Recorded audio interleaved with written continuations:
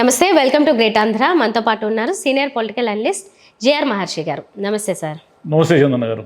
సరే, ఎన్నికల ముందు షర్మిల గారి హడావిడి ఉంది. తర్వాత పరిస్థితి ఏమవుతుందో, ఆవిడ అసలు న్యూస్లో ఉంటారో ఉండరా అనుకున్నాను నేనైతే. కానీ ఇప్పుడు షర్మిల గారు కనిపిస్తున్నారు ఈ మధ్య. కొన్ని రోజులు వెంటనే స్పందించలేదు, కానీ తర్వాత వచ్చి ఆవిడ అప్పటి నుంచి కూడా జగన్ గారి మీదే మళ్ళీ విమర్శలు చేస్తున్నారు. గతంలో ఒకసారి 2014-19 మధ్యలో టీడీపీ ప్రభుత్వం ఉన్నా కూడా పవన్ కళ్యాణ్ గారు కూడా అదే పని చేశారు, జగన్నే విమర్శించారు. ఇప్పుడు షర్మిల గారు కూడా అదే పని చేస్తున్నారు. ఇంకో మాట అన్నారు, వైసీపీకి వైఎస్ఆర్కి సంబంధం లేదు అన్నారు. సరే, అంటే పేరులో సంబంధం లేదన్నారా, అసలు పార్టీకి సంబంధం లేదన్నారా, లేకపోతే ఆయన కొడుకే కదా, మరి అసలు ఏ రకంగా సంబంధం లేదని ఆవిడ అన్నారో తెలియదు. మొత్తానికైతే ఆవిడ విమర్శలు కూడా ఇప్పుడు జగన్ గారి మీదే ఉన్నాయి. కానీ ఆయన ప్రభుత్వం లేరు కదా, ఎందుకు ఆయన మీద మాత్రమే విమర్శలు చేస్తున్నారు? ఎందుకంటే ఆమె టార్గెట్ జగన్ గారు కాబట్టి. అయిపోయింది కదా, ఆవిడ టార్గెట్ రీచ్ అయిపోయింది కదా. జగన్ గారిని ఓడించాలని వచ్చారు, ఓడించారు. సరే, ఆమె కారణం కాకపోవచ్చు, కానీ ఆమె కూడా ఒక కారణం కావచ్చు. చంద్రబాబు గారు ఏమి ఎప్పుడు ఇబ్బంది వచ్చినప్పుడు చంద్రబాబు గారు ఏమిటి అమ్మకు వందనము యూటర్న్ తీసుకున్నారు, ఏదో మోసం జరుగుతూ ఉంది అని ప్రచారం ఫుల్గా జరుగుతూ ఉంది కదా. దీన్ని డైవర్ట్ చేయడానికి అప్పుడు షర్మిల గారు అలా వస్తారనమాట. అంటే చంద్రబాబు గారికి అనుకూలంగా మాట్లాడినట్లే మాట్లాడుతూ జగన్ గారిని విమర్శిస్తూ ఉంటారు. అంటే చంద్రబాబు గారిని విమర్శించాలి, ఎందుకంటే ప్రభుత్వంలో ఉన్నవాళ్ళు కదా, ఏదైనా తప్పులు ఒప్పులు అయిపోయిన ప్రభుత్వం మీద ఇంకెందుకు విమర్శలు? ఒకటి. రెండు, వైఎస్ఆర్ గారికి వైసీపీకి సంబంధం లేదని ఆమె చెప్పడం కరెక్ట్ కాదు. ఇంకెవరైనా చెప్పొచ్చు, ఇంకెవరైనా చెప్పితే సరే, అది వాళ్ళ అభిప్రాయం అనుకుంటాం. షర్మిల గారి అభిప్రాయం ఆమె చెప్తే ఎట్లా? ఆమె కదా వైసీపీ పెట్టినప్పుడు, జగన్ గారు జైలుకి వెళ్ళినప్పుడు వాళ్ళ నాన్నగారి గురించి, జగన్ గారి గురించి, వైసీపీ పార్టీ గురించి ప్రచారం చేసి జగనన్న వదిలిన బాణాన్ని మా తండ్రి గారి ఆశయాలు నెరవేరుస్తామని. మరి వైసీపీకి సంబంధం లేకపోతే మీ తండ్రి గారి గురించి ఎందుకు మాడుతూ వచ్చారు మీరు? వైసీపీకి సంబంధం లేకపోతే మీరు ఎందుకు ప్రచారం చేశారు? వైఎస్ఆర్కి వైసీపీకి సంబంధం లేకపోతే. కాబట్టి ఆమె ఏమిటంటే ఒక దీని మీద నిలబడరు, ఒక స్టాండ్ ఉండదు ఆమెకి. అలా మారిపోతూ ఉంటాయన్నమాట ఆమె అభిప్రాయాలు. కాబట్టి వైఎస్ఆర్ గారు కుమారుడు కావడం వల్లే ఇవన్నీ పర్టికులర్గా అనేక కేసులు పెట్టి, అంటే ఈయన థ్రెట్, అంటే కాంగ్రెస్ పార్టీలో నేను కూడా వన్ ఆఫ్ ది ముఖ్యమంత్రి పోస్టుకు పోటీదారుణ్ణి, నేను ముఖ్యమంత్రికి అర్హుణ్ణి అని ఆయన గట్టిగా పట్టుబట్టి లేదా గట్టిగా ఉండడం వల్ల ఆయన ఓదార్పు యాత్ర అవి ఇవన్నీ చేయొద్దని ఆంక్షలు పెట్టి ఆయన్ని చివరికి వినకుండా పార్టీ పెట్టుకునే వరకు తెచ్చి చివరికి జైల్లో వేసి ఇదంతా చేశారు కదా. ఇదంతా జరగడం వల్లే కదా ఆయన ముఖ్యమంత్రి వరకు వచ్చారు. మనం ఓడిపోయిండొచ్చు, అది వేరే విషయం. కానీ ఆంధ్రప్రదేశ్లో కాంగ్రెస్ అనే పార్టీ అంటే ఏమిటి? కాంగ్రెస్ అంటే ఒక మహావృక్షం కదా అది. మొత్తం కాంగ్రెస్ పార్టీకి ఎదురు నిలబడి గెలిచే వాళ్ళే లేనటువంటి పరిస్థితి కదా. 1983 వరకు ఎన్టీ రామారావు గారు తెలుగుదేశం పార్టీ పెట్టే వరకు కూడా లుకలుకలు, కొట్లాటలు, కీచులాటలు, కాంగ్రెస్ పార్టీలో ఉండి వాళ్ళు గొడవలు పడాల్సిందే. కానీ మళ్ళీ కాంగ్రెస్ పార్టీనే అధికారంలోకి వచ్చేది కదా. అంతకు మునుపు వెంగళరావు గారు ముఖ్యమంత్రిగా ఉన్నప్పుడు కానీ, అంతకు ముందు కానీ ఎన్నేళ్ళు, కొన్ని దశాబ్దాలు. కాబట్టి అటువంటి కాంగ్రెస్ పార్టీని జగన్ గారు ఆ రోజు ఉన్నంటే మన రాష్ట్రం విడిపోయిన నేపథ్యంలో కావచ్చు, ఏమైనా కావచ్చు, మొత్తం లేకుండా చేసేశారు. కూకటి వేళ్లతో సహా పెకలించి వేస్తే షర్మిల గారు వచ్చి ఏదో చిన్న మొక్క నాటి దానికి ఏదో నీళ్లు పోసి బతికించాలని ఏదో ప్రయత్నం చేస్తున్నారు. అది చాలా కష్టం, బతకడము కష్టము. ఆ మొక్క ఎదగడానికి ఎంతకాలం పడుతుంది, ఎదిగి ఒక చెట్టు కావడానికి ఎంతకాలం పడుతుంది, ఇదంతా చాలా చాలా దూరం ఉంది. దానికి షర్మిల గారు ఏమాత్రం చేయగలరు అనేది అది వేరే విషయం. ఇప్పుడు ఆమె ఏమంటారంటే, కాంగ్రెస్ పార్టీ మా నాన్నగారి ఆయన ఉన్నంతకాలం కాంగ్రెస్ పార్టీలోనే ఉన్నారు కదా, కాంగ్రెస్ పార్టీ అనేది మా నాన్నగారికి పుట్టినిల్లు లాంటిది, ఆయన రాహుల్ గాంధీని ప్రధానమంత్రిగా చూడాలని కలలు కన్నారు. కాబట్టి కాంగ్రెస్ పార్టీకి మీరు వైసీపీ నుంచి ఏమైనా టర్న్ ఉంటుందేమో, అంటే కాంగ్రెస్ పార్టీ మళ్ళీ బతకడానికి అని ఆమె అప్పుడప్పుడు అలా మాడుతూ ఉంటారు. కానీ మొత్తం మీద మనం దీన్ని ఎలా తీసుకోవాలంటే, ఆమె తెలుగుదేశం తప్పులు కానీ ఒకవేళ పొరపాట్లు కానీ వీటి గురించి ఎప్పుడు మాట్లాడినా ఊరికే ఏదో తూతూ మంత్రంగా మాట్లాడతారు. జగన్ గారు ఆ రోజు ఆయన తప్పు చేశాడు, ఆ రోజు వీళ్ళు ఏమంటారు, మేము కుటుంబానికి 15,000 ఇస్తామని మేము చెప్పాం, కానీ ఒక పిల్లవాడికి 15,000 ఇస్తామని మేము చెప్పలేదు అంటున్నారు ఇప్పుడు వైసీపీ నాయకులు కానీ జగన్ గారికి సంబంధించి.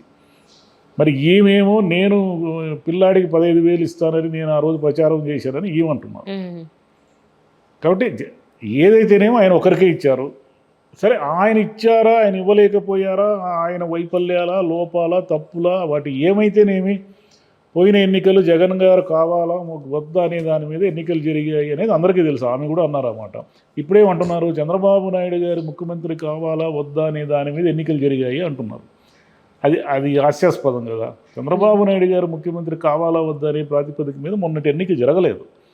ఆయన మళ్ళీ వైసీపీ ప్రభుత్వం మళ్ళీ రావాలా వద్దా, జగన్ గారు మళ్ళీ ముఖ్యమంత్రి కావాలా వద్దా అనే దాని మీద ఆయన వద్దు అని అనుకునే వాళ్ళ శాతం ఎక్కువ ఉండడం వల్ల వాళ్ళు ఓడిపోయారు. ఇది వాస్తవం.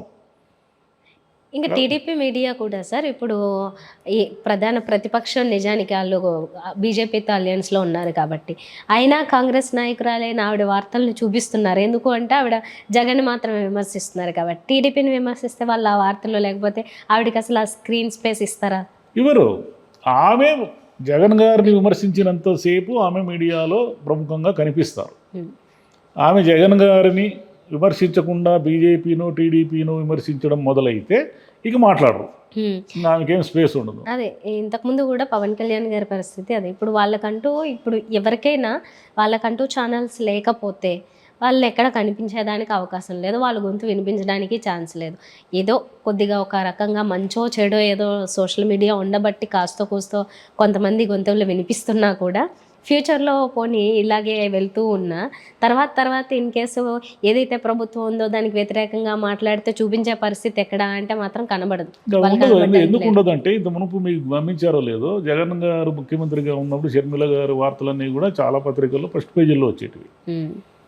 ఇప్పుడు ఆమె ఏం మాట్లాడినా పెద్దగా ఏమి రావు.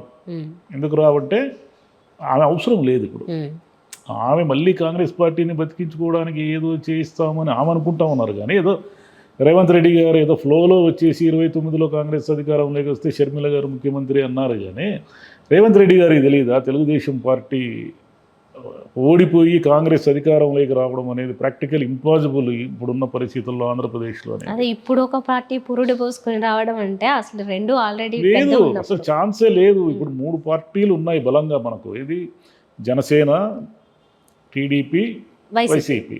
ఈ 3 పార్టీలతో పాటు బీజేపీ, కాంగ్రెస్ 5 పార్టీలు.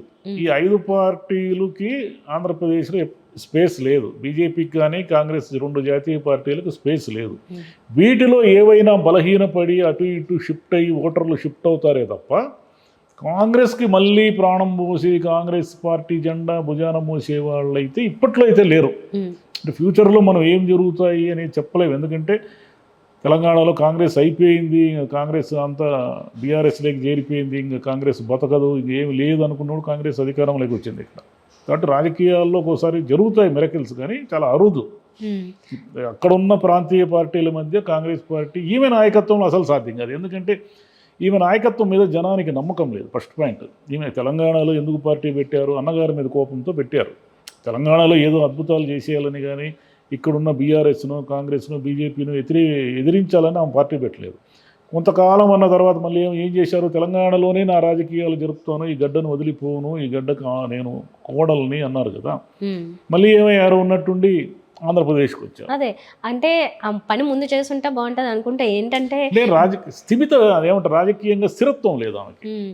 కాకపోతే ఇప్పటికైనా ఏమో being late is better than nothing అనుకున్నారేమో. అందుకని మళ్ళీ వచ్చి ఇంకా ఎలాగో ఇదే బెటర్ ప్లేస్ ఆంధ్ర అనుకుని ఇప్పుడు ఆంధ్రాలో ఇంకా మరి అప్పటికి ప్లాన్ వేసుకుంటున్నారేమో. ఏమి జరగవు అవి ఇంపాసిబుల్. ఎందుకంటే జగన్ గారు పూర్తిగా రాజకీయ సన్యాసం తీసుకుంటే తప్ప ఆమెకు ఛాన్స్ లేదు. ఆయన ఎందుకు తీసుకుంటారు, ఆయన రాజకీయాలను వదిలేసి పోవాలి, ఆయన ఏదో హిమాలయాలకు పోతాడు అది ఇది అన్నారు కదా. హిమాలయాలకు పోవాలనే ఉద్దేశమే ఉంటే ఆయన మొత్తం ఇంత పెద్ద పార్టీని పెట్టి రాజకీయంగా ఎందుకు నడుపుతారు? ఇప్పుడు కేసులు ఉన్నాయి కదా సార్, కేసులు ఉండి జైలుకి వెళ్తే అప్పుడేమన్నా వీక్ అయ్యి కాంగ్రెస్ బలపడుతుందా? ఇంతకుముందు కూడా జైలుకి వెళ్ళారు వీళ్ళు, విజయమ్మ గారు, షర్మిల గారు అప్పుడు పార్టీని నిలబెట్టారు అనుకుందాం. అంటే ఆ పార్టీ ఒక ఆల్టర్నేటివ్ పార్టీ అని ఆంధ్రప్రదేశ్ ప్రజలు నమ్మినంత కాలము, తెలుగుదేశానికి ప్రత్యామ్నాయ పార్టీ అని నమ్మినంత కాలము ఆయన జైలుకు పోయినా ఏం పోయినా కూడా ఆ పార్టీ ఏదో రకంగా బతుకుతుంది. లేదు ఆ పార్టీ ప్రత్యామ్నాయం కాదు, ఇంక అయిపోయింది, ఇంక జగన్ మళ్ళీ రాజకీయాలు చేయలేడు, స్పష్టత అనే ఏమైనా అనుకుంటే అప్పుడు వాళ్ళు వేరే పార్టీ వైపు చూస్తారు. అప్పటి వరకు చూడరు. ఎందుకంటే కాంగ్రెస్ ఓటు బ్యాంక్ అంతా కూడా వైసీపీ వైఎస్ఆర్ బలమైన నాయకుడు కావడం వల్ల ఆయన మరణాంతరం ఈయన వెనక చేరింది, ఈయన వెనక ఉండిపోయింది. ఇదంతా కూడా మళ్ళీ ఏదైనా ఒక అద్భుతం జరిగితే తప్ప షర్మిల గారి వైపు ఇంకొకరి వైపు చూడదు, ఇంకో పార్టీ వైపు. సో మొత్తానికి ఆవిడ అలాగైతే ఆవిడ కార్యాచరణ ఏంటి అంటే జగన్ గారిని విమర్శించడం మాత్రమే. ప్రభుత్వంలో ఎవరన్నా ఉండని నా టార్గెట్ గతంలో మీరు చెప్పినట్టు పవన్ కళ్యాణ్ గారు చేశారు ఈ పని. పవన్ కళ్యాణ్ గారు కూడా తెలుగుదేశం ప్రభుత్వం ఉన్నాడు 14-19లో. ఆయన ఏమైనా మాట్లాడితే వాళ్ళ లోపాల గురించి మాట్లాడాలి కానీ వాళ్ళ లోపాలు కాకుండా ఈ వైసీపీ గురించి మాట్లాడేవాళ్ళు ఆయన. జగన్ రాకూడదు, జగన్ అట్లా, జగన్ ఇట్లా, ఇట్లా మాట్లాడేవాళ్ళు ఆయన. ప్రతిపక్షంలో ఉన్న వాళ్ళ గురించి ఎందుకు మాట్లాడడం కదా, అయిపోయింది కదా. ప్రభుత్వంలో ఉన్న వాళ్ళని విమర్శించో ఇంకోటో వాళ్ళు ప్రజా వ్యతిరేక విధానాలకు పోకుండా చూడడం అనేది ప్రతిపక్షాల పాత్ర. ఒక ప్రతిపక్షం ఇంకో ప్రతిపక్షాన్ని విమర్శించడం వల్ల ఏమిటి ఉపయోగం? ఏం ఉపయోగం లేదు దానివల్ల. Right sir, okay, thank you. Thank you మా.